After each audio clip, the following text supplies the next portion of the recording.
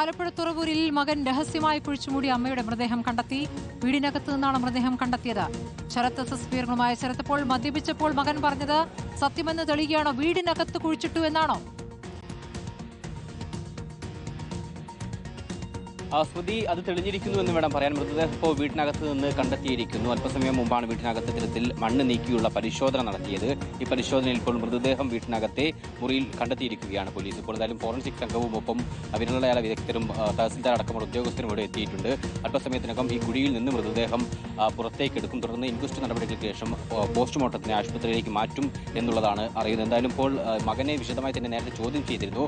കൊലപാതകമല്ല എന്നുള്ളതാണ് മകൻ പോലീസിനോട് പറഞ്ഞത്. കാരണം ഇത്തരത്തിൽ അമ്മ താൻ രാവിലെ എഴുന്നേറ്റ് നോക്കുന്ന സമയത്ത് അമ്മ മരിച്ചു കിടക്കുന്നതായി കണ്ടു. തുടർന്ന് ഭാര്യ വീട്ടിൽ പോയി അവരെ വിവരം അറിയിച്ച ശേഷം മടങ്ങി വന്ന് വീട്ടിനകത്ത് തന്നെ ആരെയും അറിയിക്കാതെ കുഴിച്ചു മൂടുകയാണ് എന്നുള്ളതാണ് പോലീസിനോട് മകൻ ഗിരീഷ് നൽകിയ മൊഴി. എന്തായാലും പോലീസ് അത് പൂർണ്ണമായും മുഖവിലേക്ക് എടുത്തിട്ടുണ്ട്. എന്തായാലും കൊലപാതകമാണോ എന്നുള്ള കാര്യത്തിൽ നിലവിൽ വ്യക്തതയില്ല.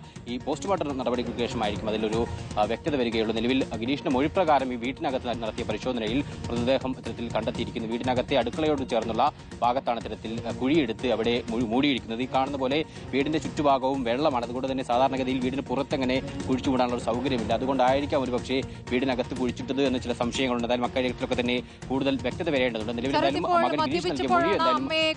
കാര്യം ഇയാൾ പുറത്തേക്ക് പറഞ്ഞിരുന്നത് എന്താണ് യഥാർത്ഥത്തിൽ ഈ മദ്യപാനത്തിനിടെ വെളിപ്പെടുത്തിയത് എന്നുള്ളതാണ്.